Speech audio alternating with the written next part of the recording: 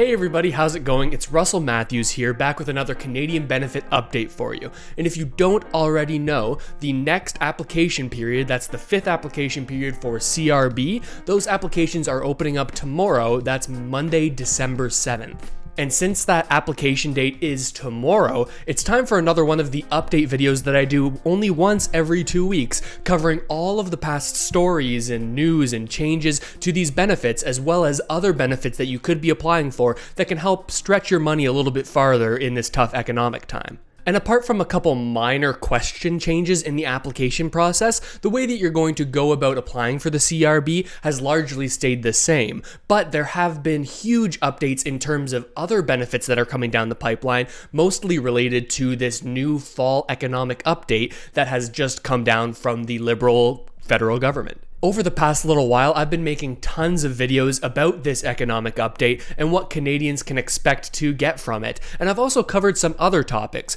but I recognize not everybody has time to watch a 10 to 15 minute video every day about these economic updates. So that's why I'm making this video, to sort of talk a little bit about each topic and link to each one of those videos. So if there's something that's interesting or very important to you, you're going to know about it here, and you can sort of click that link and go over and check out the more detailed information in the video I made over the past while. So if you're somebody who only chooses to watch one of my videos every couple of weeks, this is definitely the one to watch, because it's going to bring you all of the information that you need to know that's happened over the past little while. And that, after all, is what this channel is all about, bringing information as quickly and as accurately to Canadians so that they can set themselves up and their families to live a more financially stable and wealthy future. So if you're into that sort of stuff and you haven't done so already, make sure to hit the subscribe button and the notification bell, because these updates are coming all the time and they're bound to teach you something that could really help you out in the future. So as we go through these topics, if you see something you're interested in, check down in the description, because there will be a link there to that video so you can get more detailed information. But now let's talk about one of the first major news updates that we saw over the past couple of weeks, and that is the fact that there's $170 billion worth of extra benefit money that either individuals or businesses have been stockpiling. We all know that due to the current health crisis that's going on, there are just so many people who are struggling financially,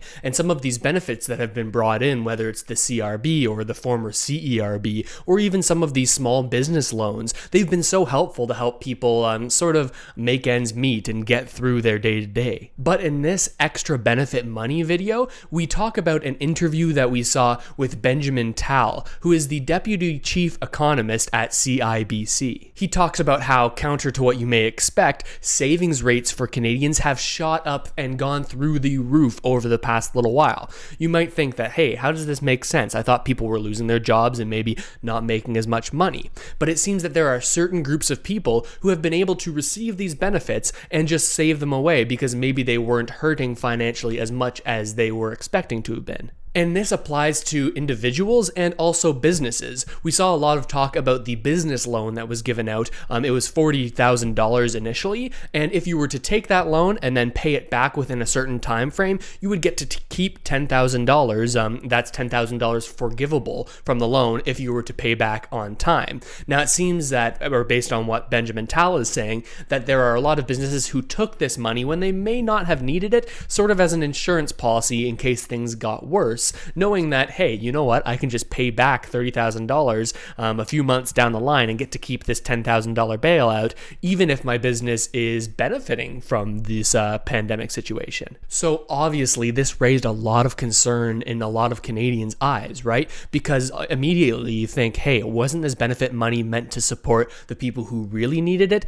rather than people who are already doing well? So there's a little bit of public outcry from that, showing that there's this huge amount of money out there that wasn't initially used. But some people on the other side are pointing to this as a positive, that we have so much savings right now, or at least people who were wealthy or more wealthy originally have this higher savings rate, because when they start spending that money, the idea in some people's eyes is that that will continue to stimulate the economy and maybe create jobs for people who are struggling more. But again, on the other side, we have this opinion that when these wealthy people are able to spend that extra money, it's not not going to be on things that will actually benefit a working Canadian. Rather, they may spend it on travel or luxury goods once they feel a little bit more comfortable with where the economic outlook is for this whole post-pandemic situation. The next thing we talked about on the channel is less a benefit update and more one of the things that I think is most lacking in the Canadian education system. And that's information about one of the lowest risk ways that the average Canadian can expect to, in their lifetime, save and invest their way to $1 million. And it's largely focused on something called a TFSA, or a tax-free savings account. Now, you may have heard of this, but did you know that you can actually set up an investment version of this account where you can invest the money that you're saving, and as a benefit, you don't need to pay any tax on the growth of your investment portfolio. And this is a huge deal, and it's one of the simplest ways that you can get started investing your money. And in this video, we do a deep dive on how to set up the account, how it can be beneficial for you, and we go over some sort of sample plans on what you can expect in terms of returns and growth of your money. And this is focused for people that maybe aren't making a ton of money and just want to get started on investing. And also, if you are making a lot of money, these strategies can work out well. But it doesn't need to be that you're making a huge surplus of money in order to get started in these plans. So if you haven't taken a look at this sort of topic before, I'd really recommend checking out that video. It's such a topic that I think needs to be covered in schools, but it isn't. So we have to learn on YouTube, and if you can learn this sort of stuff ahead of time, think of the impact that it could have if you teach it to your children or your children's children. This is how people create generational wealth, so I wanted to share it with you. Then on the channel, we talked about the biggest news that has happened over the past 2 weeks, and that is the federal government releasing their fall economic statement. And the reason this should matter to you is that inside of the economic update, there is a whole bunch of information about the government's plans for the future. Now that covers their plans for future benefits, future programs that could disperse money to certain groups of Canadians, among many other things. So in this $1,200 benefit boost video, we talk about 4 of the major points that were included in the economic update that are most applicable to you as a Canadian. And there's one group of people who are getting a $1,200 per year boost to their benefits. So if you're interested in finding more out about those topics, make sure to check out that video. And when you do go check out that video, you'll recognize that, you know what, there's not benefits for every single group of people. So in the comment section of that video, there's been a lot of good discussion about maybe which groups are left out that should be included in the government's future plans. So it would be a good idea to check that video out and maybe join in on the conversation there so that your opinion can be heard and we can sort of start a dialogue about which groups may be falling through the cracks these days. Then we talked about a $400 CRA tax update that could help you save a little bit of money from that extra tax money you're going to have to pay if you've received the CRB or the CERB or any of these government benefits. We talk about how receiving this extra money is going to increase the amount of money you owe at tax time and how you can use this $400 tax credit to reduce the amount of tax you're going to have to pay on these additional benefits. Now, this $400 update is related to people who are working from home. It seems it's going to be a lot easier for more people, even if they're not self-employed and they work for an employer. It's going to be very easy for them to apply for these deductions if they work from home. Now, that's intended to cover some of the costs that you may have incurred by working at home.